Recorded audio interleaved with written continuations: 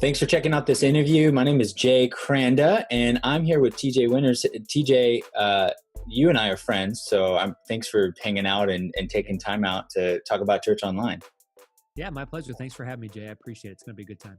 Yeah, so let's get into it. So real quick, I think this is really helpful because we were talking about this right before we were recording. We're like, when you're doing online ministry, you have to figure out so many different things, and you're in a unique place. And I actually think you're one of the only people in this space that have to deal with this extra layer of denominational stuff. And you guys have figured it out. And I know you probably go, no, we're still wrestling with a lot of things. But on the outside, I think you guys have figured out a really good middle ground. But tell a little bit about Concordia. You guys are a very large church, and I think one of the largest Lutheran churches, if not the largest in America. Tell a little bit about your church and about how you got, and we'll kind of go from there. Yeah, so I'm at Concordia Lutheran Church, San Antonio, Texas. I don't want to overstate it. We are one of the largest Lutheran churches. Yeah. At least LCMS. I don't know ELCA numbers, but Lutheran Church Missouri Synod, we are one of the largest. We've been around since like 1951. Planted in San Antonio, church plant, and then it's just grown from there. Moved locations, So cool. Before, and but it's been great, and we've got an awesome congregation. Just a lot of faithful people. Have a passion for Jesus, passion for the community, and open to ideas like church online and like some of the other things we've done. And so it's really cool. It's a great place to be, great place to partner with in ministry with people. Yeah, and I've been there. It's an amazing campus location, and just I've met a bunch of your leadership, and you guys are really forward thinking, but also theologically care about some of this stuff. So I know there's been a lot of conversations probably that beyond that. But so talk a little bit about how you guys. So you are the online pastor, right? So like you get to focus full time. But so talk a little bit about.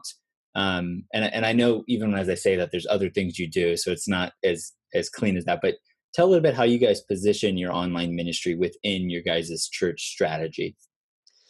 So right now, it is a huge part of our ministry because it is it's used in multiple ways. So one, it's used for our people. In fact, that's how it started. Was we're going to start streaming our church services for our people. And Jay, honestly, we've been streaming. We really did in the beginning. We didn't really call it church online or even think of it that way. But we've been streaming our services since 2005. Wow! So that was before the iPhone. That was Windows Media Video. And then when the iPhone comes along, and then you can stream to mobile, there was this whole thing to figure out. I remember setting up a Wowza server, talking to people at North Point, and going through all these different settings in these instances, and having to monitor our bandwidth and the server time. I mean, it was complicated. We are, for those of you starting a church online right now, we're at an amazing place. Like, we're in an amazing spot where you've got an iPhone and Facebook Live.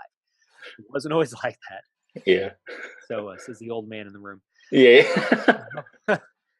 But we've been streaming since 2005, and it's just grown from there. Our folks have used it as a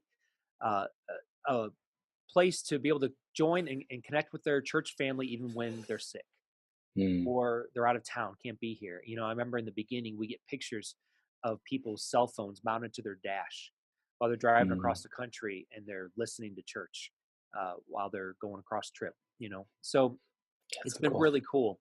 And then it's just grown from there. And eventually we thought, you know what? We talked to a mutual friend of ours, Nils Smith. Yeah. And, just talked to him a little bit and said, we need to take this to the next level and not just stream our services, but what are we doing here? Let's do this church online thing and make it an actual deal. So our people love it. It's used every weekend, locally, nationally, globally. And it's been a great blessing for a lot of folks.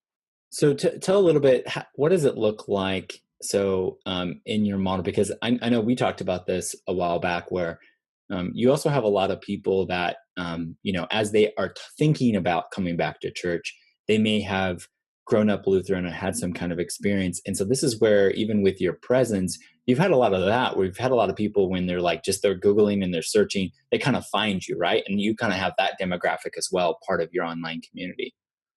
Right. We do. And, we've got some of those folks that are coming back because of watching online first, and they may have grown up with a little different um, style or different kind of Lutheran church. And but we've got a lot of folks who are what we're finding. In fact, I preached last week for our Lent service, and Mm. a guy came up to me afterwards and said, "Hey, Pastor TJ, I just want to put a name with a face. My name's John, and this is my username on the chat." And I'm like, "Oh, hey, good to meet you in person." He's like, "Yeah, you know, we up in Cincinnati, and we were considering moving to San Antonio, and so we were looking for churches, and we found Concordia, and we were watching online for months before we moved, and then when we moved down, Mm. we knew where we wanted to go." And we'll hear different stories like that from folks that are That's awesome. finding church online, and then in Concordia, and then coming. Yeah, it's great. That is super. I love that. I love that first impressions type of model where people are experiencing. I mean, I'm curious. What's your thought when they go like, "I've been watching for months, but they never reached out." What do you think as a pastor? Like, are you like, "Come on"? Yeah. Honestly, I want to hear from these folks, and percentage wise, I would guess we're not hearing from most, right? Yeah.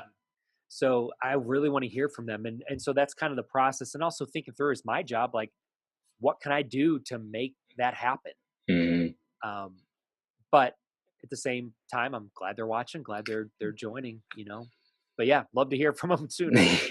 How much? So talk a little bit about your job because a lot of people. I was just.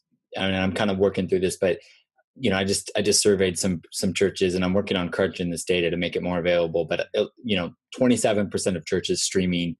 Uh, Most of them, only 27% have a full-time online pastor. And so with you get to do that. But I know you probably fill in different roles. How are you positioned within your organization, like as a staff member? So yeah, I'm one of the pastors. I'm also a senior director, and so I Mm. have I have the IT staff under me. And so to give you just an idea of the levels of senior directors, you've got senior pastor, and then we have a few, two executive leaders, and then senior directors under them, and the rest of staff fall under all. Mm. So I'm a peer with our marketing person, with our worship leader, with our director of children's ministry. We have a school and a childcare center. Mm. So with the principal and the director of the childcare center, and then our business manager. And so I'm also one of the pastors. So the IT department falls under me. Now, I'm not the smartest guy by any means with the IT stuff. I don't know, man. You're just talking about Wowza and setting up stuff. I don't know about that. Lots of Googling. But the director of IT works for me, and he's amazing, and he takes care of most of the stuff. But he and I will talk through a few issues or work on some of the big picture planning Mm. and things like that. So some of my time is spent in meetings or conversations, or even doing some setup if he's busy with something. We had something yesterday. I ran some network cable to help out because Mm. he's doing stuff. That's fine. So that stuff pops up and interrupts the day, every week. Of course. A lot of managing attendance or responding to people is part of my job as online Mm. pastor. Um, and I used to be one of our worship leaders, and so Mm. I still have my toe in that pool. And with Palm Sunday coming up, we do a big show for Palm Sunday, and then Easter, big band. I'm playing for both of those. So right now I'm programming in Ableton and stems and loops and main stage, and doing some keys stuff and working on all that. So it depends on the season. I know I logged on one of your Facebook lives recently, and because we're friends, I saw it, and I saw you on the stage. I was like, "Oh, look at that!" Yeah. Yeah, so I love Fun love stuff. that every once in a while. So okay, so talk a little bit. So you guys are using the church online platform, correct? Yeah. Yeah, and um, who do you guys use for streaming right now? We use Stream Monkey right now. I'm working with them. They've been great. They do a good job. Um, and I'm always testing out other companies. I've looked at churchstreaming.tv. They do a Yeah, good job. I've looked at Vimeo and trying to see, they just started yeah. streaming since they acquired Livestream. So trying to just always testing it out. But right now, Stream Monkey, and they're great folks over there. I've been using them for some side streaming stuff that I've been doing with events, and something that it actually scared me at first, but when you log in and they give you the report, the visual graph of like, it actually said we're partnering with Saddleback Church, and I was like, did they put my church's name on the website? And then I was like, because I was like, I can't, like, I'm not a, we can't do that. And then I was like, oh no, this is a visual interactive type of like infographic of our data. This is kind of cool. I was like really impressed with it. Yeah, they do a good job. They've worked with us because we have a few different streams, and Yeah. we've pared it down. But we've got a separate stream for our TV audience that we stream Mm, because I want to track those numbers separately. yeah. See who's doing TV compared to Facebook compared to computer. That makes sense. That makes sense. So the next question is around, so tell me a little bit about your kind of crowd to core strategy. What does it look like for somebody to watch? And what do you do? I know there's a first impressions thing where you lead them to your church. There's also, what do you do with somebody far from your church? What does that kind of generally that process look like? Yeah, far from us. So ideally, they fill out a connection card, and the I just talked about this a few weeks ago to some folks I was presenting to on Church Online in Phoenix, Mm, and we used to make. I mean, attendance, at least in the Lutheran Church, Missouri, said attendance is a big deal. We're not looking to always just say we want to grow this number at any cost, regardless of accuracy or all those things. It's not about just the number, but the number does represent people, right? The number mhm. represents souls.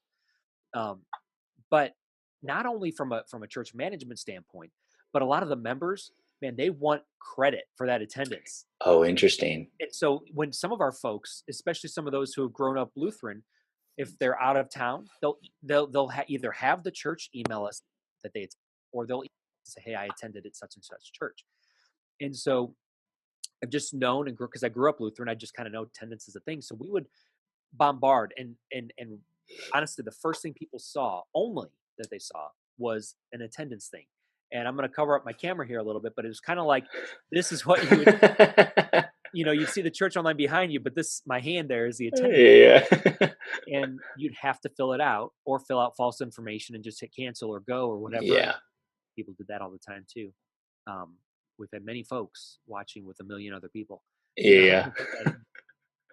and just after a while, we thought, well, how can we be faithful in attendance, but not limit people from seeing the video, which is what we were doing, Mm, and not feel like for visitors, because that may be fine for the regular attenders, but for visitors, it's like, hey, welcome to church. Give me your information. yeah. So to kind of balance that, we put up a connection card, which is first. It's in line. It's next to the video. Mm. It's one, if you're using the Church Online platform, it's one of the tabs that pops up first next to the actual video in the large template. But you did some custom stuff there, right? Like you had to mess with it a bit. I did, and I've started to write down those directions, but it's weird. Like I'm not even quite sure what I did right to make it Yeah.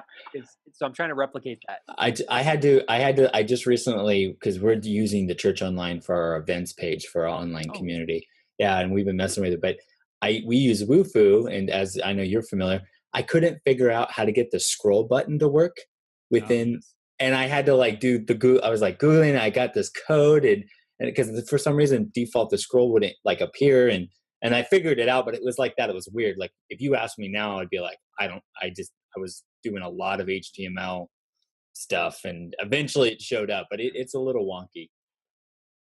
It is. The fun thing is if you do something, I don't even remember what anymore, but if you would do something, you'll get like a double scroll or something like that, and you'll see more Wufoo form. So that's exactly what we use too, Jay, is Wufoo. And so that form is there. And the goal is for people, and they've got a few questions, I want to know more about trusting Jesus for the first time, or this is my first time in Concordia. Mm, And then that goes to our Wufoo form, which is connected to MailChimp. And mm, that goes to MailChimp, and it leads them, it'll send them an initial email, sends me an email to contact them. And so that starts that conversation. I love that. And yeah, you have different emails that kind of send over time. Yeah. And then do you point people to your like part of the Missouri Senate? Like, do you do something to like connect them to local? Like, how does that, I know that probably isn't like it happened, so it isn't probably a primary vehicle, but how do you recommend churches if somebody is generally? Yeah, we have, I mean, through the Lutheran Church, Missouri Synod, we have, like we can find a church. So Yeah. there's a guy in Canada who was looking, and he said, hey, I have questions. I want to meet with a pastor, but I'm far away. Do you know of anybody? And I didn't personally, but I looked it up, connected him over email with this other pastor. So cool. And That I don't think people realize that stuff. Like, sometimes they get into space when they think, oh, you're preventing and all these things. And I feel like the church generally has gotten better at that conversation, but that stuff is awesome where you can like, someone can come to you and you actually connect them to a local body. Yeah, It's it's very awesome. nice. It is. Um, so, so question about, my next question is, what online tool do you wish you had when you started online church, like that you're using now? What do you wish you would have had from the beginning? I think there's a gosh, there's too many. I think something like Mailchimp Yeah. around, but that funneling stuff wasn't around in 2005. So there's Mailchimp, HubSpot, a few other ones that do a great Yeah. job. That kind of thing is a valuable tool. Um, and even something like Wufoo, just to make a form, like you can make a Google form, but it's Yeah. not as powerful, and those online tools are just vital. Yeah. It can be hard. I know I was just, we're part of a Facebook group that, with other online pastors. And if you're an online pastor and if you want to know about that, comment below and we'll get you into that. But, I was like, I've been on this like bent a couple times where I want to implement a help desk software. So all of our response cards go in, mainly because most of it's being done via email and it's by me. And it's like, by me and some other team members that forward. And I'm like, I want to see response rates on Yeah. like how long does it take? But it's like that thing I got to do. And I know I just commented in the Facebook group, hey, what do you guys use? And I know Life Church has been using something and they commented, I think it was desk.com, and they do like a HubSpot integration. But it's one of those things that like I know when I do the work to implement it, it's going to be worth it. But I'm kind of like, I keep delaying it. I'm like, I gotta figure it out because learning a new tool, like learning Wufoo, learning Mailchimp, there's a learning curve. You got to spend a week figuring it out, but it's worth it in the long run. At least I hope it's going to be worth it. I hope whatever I'm going to do is going to be worth it. Right. Okay, so last kind of actually before this, I actually had another question. Kind of, you don't know this question, but Okay. I'm gonna throw it on you. How? Because I feel like this is something I get asked a lot, and we've talked privately in text messages about. How do you handle Facebook Live within your metrics? Because I feel like there's this general issue people are having where people are streaming, they're seeing, because the numbers are public, people are like, that's so huge. And then you get your church online platform and maybe, and you have TV apps and a couple other ways people are watching, and people are thinking this is so much bigger, but it doesn't always make sense because the numbers aren't the same. How do you report Facebook Live in your model? So yeah, first going back to this conference that I was presenting Oh at, yeah. somebody said, we started streaming to Facebook and we got like 4,000 people watching. It was awesome. I'm like, sorry to burst your bubble, but Yeah. guess what? Those are 4,000 scrolls over time. And so I, the terms may escape me unless I get in my browser and start looking. But the idea is, first of all, you have to go into it knowing it's not a science. You're not Mm, going to be perfect. And Jay, you and I have had this conversation, and you're great on this, is saying choose something that you think is faithful and that you think mm, is good and pretty accurate, and measure that over time and mm, stay with that so mm, that you're at least measuring the same thing. mm. And so that's exactly what we do. So I try to do this, Jay, I try to be as scientific as I can. So we broadcast the services. We have 3 Sunday morning services. We broadcast all 3 of them at different points. We don't always broadcast the full service. Sometimes just a sermon. And then the next morning, Monday morning, I give it about 24 hours. Monday Mm, morning, around 9:30 Central Time, I'm logging in and I'm checking. And so if I try to make sure even the time I'm checking is right, and I look at the video views first of all, not impressions, but video views. Let's say that's 1,000.